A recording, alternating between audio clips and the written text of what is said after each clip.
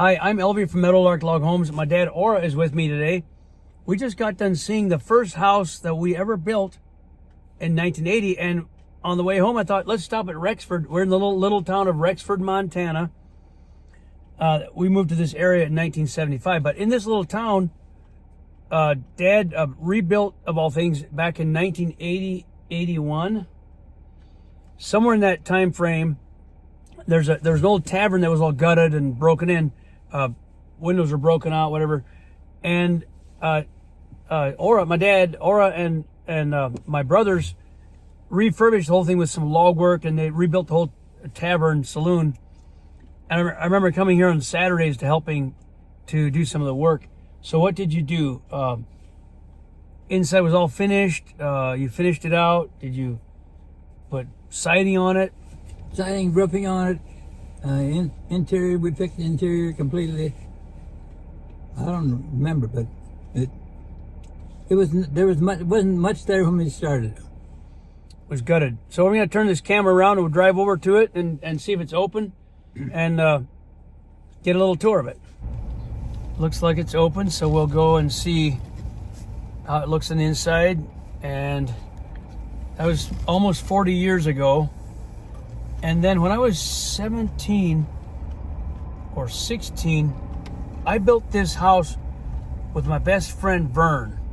We came in 2 days. He was like 14, I was 16. I was the crew boss. And we actually assembled the logs in 2 days with a crane. Him and I, like one helper, and it was a snowstorm. One of the old guys that bought the cabin from us, he was a friend of the saloon keeper. So we built that for him. I forget his name. Turn around, get another view of it.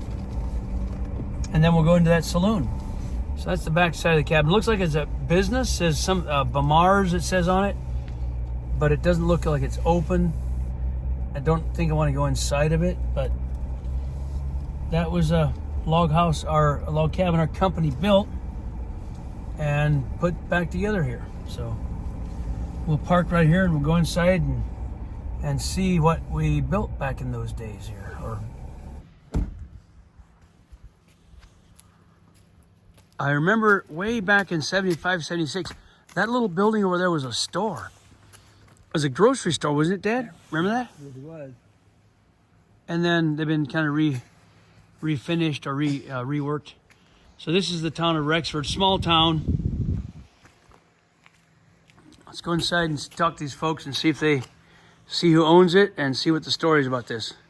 We stopped here to see about a building we worked on in 1980. I think it was in a fire through there. It's been demolished, or we came to redo it. And there's a sign up there on the wall that, let's help me, I'm gonna have somebody help me, I don't remember who it was, possibly. We built that little thing with, it's been repainted. That was all different kind of wood at the time.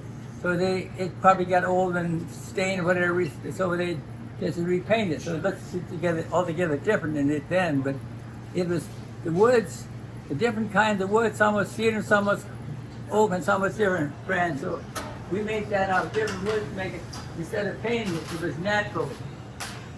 The road, that's supposed to be a road going up to the mountains, but you put tracks on it. Wow, so Dad made that. So let's talk about this building a little bit. The roof, there was no roof, or we took the roof off and we did the log work here, right? I think so. This log truss and the log ridgepole and these log purlins, we put them on on the walls, put a roof on it with the tongue roof ceiling.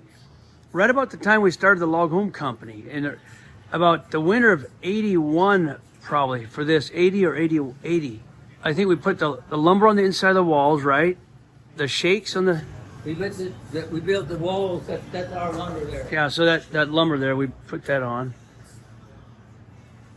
Yeah. It turned out to be I don't know what it was going to be when we did it, but it turned out to be a tavern now. It doesn't look like it did the day that we got it. Let's walk outside. I remember there's a piano over in the corner. trying to play the piano. Thanks for letting us come in and look at this. Thank you. It's a lot of antlers on the wall. So I'm assuming we had a shake mill at the time. Yeah, that's we put those things. Yeah, so I split a lot of shakes on that shake mill. I was 10, 12 years old. I would cut shakes after school. I didn't like it. But we'd split and sell these cedar shakes. And so those would be our logs up there, way in the beginnings of the log home company back in the day. We'll step outside. Now this is a different door. Some of this has been refurbished, but that would be the wood we put on the walls. Yes. And this has all been redone. This is not our work. This would have been newer. So thought we'd just stop in and take a peek while we're this up in the area. The board and bat siding is likely what we put on. And the fascia here, because weathered, you're talking 40 years ago. And so this looks 40 years old. The windows, the way the windows are done. So very likely the siding was done by us. Yeah, we did a lot of work on it at least. I don't know exactly sure what all we did, but. And again, over there's the cabin that we just drove by. I'll get a peek of that from this angle. Right next door. In fact, I'm going to go knock on the door, see if they're home. See if we can talk to them. This is the log cabin up close. I just talked to the person renting. He said it's fine to take video. I'm not going to go around the back, but I'll just go right here, get a little closer. He said it'd be fine. Cabin I built when I was 16 years old. And we think it's about 20 by 30 in size with a full loft and a stairway inside, but I'm not going to go inside. I have to chuckle on the overhangs are real short on the eaves and the overhang of the roof compared to what we do now. But it looks to me like the windows are original that we would have installed. The logs need to be stained, but they're in good shape.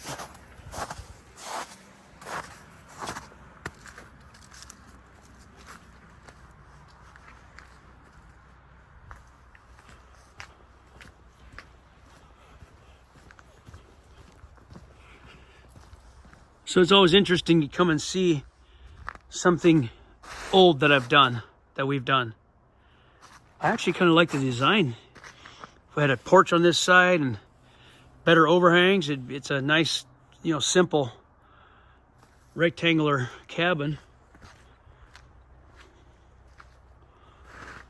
All right, that's from bygone era there. So there's a story my dad's going to tell you in a second here. I'm going to turn the phone around about this project we were building here. Somebody we ran across when we were working on this building. I'll give you a little bit of view of the Rexford town site here as we go out. It's not much of a town, pretty small, but seatbelt, Dad. And then right here on the left here, it just now comes to me, that's a school, used to be a school. It was the town of Rexford School. It was, even though it's in town, it was considered a rural school. So the county had about 6 or 8 rural schools. We came here when I was in 3rd grade. We had the little Amish school with 8 grades, 1-room school. We came down here for a county spelling bee of all the county schools. So I took first place in 3rd grade on the spelling bee that day in this school.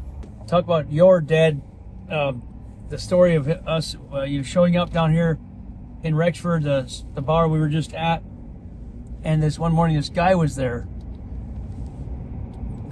To start with it, a man came to my place and wanted to work on I forget whether it was had a fire. I think they had a fire. I'm not sure fire, but anyhow, this building had to be completely revamped. It was just in a big mess, and it was just ready to maybe fall down or whatever. I don't recall, and he didn't tell me what it was about. So we took it down there to look at it, and he said it needs to be replaced and this and that and the other thing. So we made a deal. I think we just worked by the hour. I don't even recall, but we took on the work. We needed some work, and one morning we came with a load of lumber. I think the roof was already on, but as we parked there to unload the lumber here, guy came out of the building with a backpack or whatever he had to hold his belongings, to carry his belongings from place to place. He was a hitchhiker, and he helped unload this load of lumber. Didn't say anything. He didn't tell me where he's coming from or where he's going, or he just came there and helped unload the lumber. And then I said, I thought maybe he's looking for some work, and so I just wanted to get some conversation going. So I just asked him, "Are you looking for work?" And he said, he kind of hem-hawed around a little bit. Then I said, "How do you pay?" I didn't expect an answer like that. I didn't know how I pay. Well, pay is pay to me. I didn't know there was a difference in how you paid. There wasn't no credit cards at the time that I know of. But he worked for us, and one day I went to the store in Eureka and bought some stuff, and he didn't have any money apparently.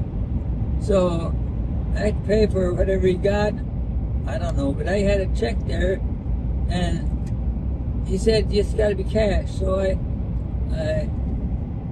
made out a check to him, and then they said they would cash it, but he was hesitant to take the check. They made him sign the check, anyhow. So he scribbled something down. He couldn't tell what it was, just a bunch of lines. They took that, and I didn't know what all that meant. But he worked for us for a couple of weeks, I believe, and so after he left, I realized there was something more behind that. I tried to not make it sound suspicious that I'm inquiring about his reasoning for being there, and he evaded all my questions. But remember, one thing he didn't say, that he just would say his name is Yord. Yeah, he told Y-O-R-D, Yord, which we know that's not really a name, but that's what he said. No last name, just Yord. Just Yord. He signed that check, Yord. Anyhow. Okay, can I interrupt? And when I got there on a Saturday, I came to help in the building, of that building. There was no school on Saturday, so I was helping. And Yord is when I first met him on that Saturday, and he helped me clean a room up. There was a remodel job, so there's a lot of waste on the floor in an old building, and so he found some dimes from the early 1900s. He gave me 2 dimes that he found on the floor. That evening, we went to cash that check. I got bubble gum with the dimes, so that's all I remember of Yord, is him and I cleaning up that room. But to get to the end of the story here, and you can say more if you want to, but the story goes, he would only take cash. He only went by Yord. He was kind of suspicious looking, or suspicious acting. Nice, handsome young man. But several years later, my dad was reading in the news Reader's Digest and said, "There's Yord, a story about Yord," and his name was Christopher Christopher John Boyce, and the book that he's in is called The Falcon and the Snowman. That's exactly right. And there was an article in Reader's Digest about him. He changed his identity. He was robbing banks all through the Northwest and West Coast, and he got caught in Bonners Ferry, Idaho, I believe. But he's in the penitentiary for life. But that was Yord. He's the character, Christopher John Boyce, I think, in the book The Falcon and the Snowman. He was the Falcon. The other guy was his partner was the Snowman. He's the guy that was in the drugs. The cocaine, the Snowman was his partner, and Christopher didn't use drugs, but he robbed banks, and he took a lot of money. And he was a falcon. He would fly birds of prey. But yeah, he got caught. And he caught about a year or so after he was working for us at this tavern. You can look him up on Wikipedia or on the internet. You'll find the story of the Falcon and the Snowman. Might have been even a movie about it. I'm not sure.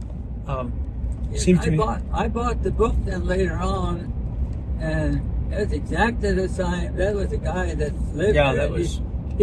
And then he lived in the Yak, which was it's a very remote area, and he lived up there secluded. But he would come down to Bonners Ferry once in a while, and somehow word got around that there's a suspicious guy up there, and they somehow tracked him down and informed the cops they came. He was sitting. He didn't eat inside. He ate outside.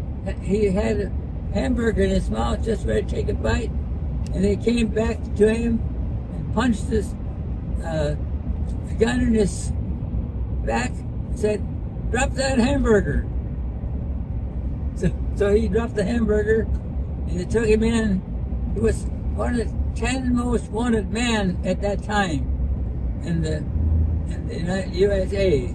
That is the story of that.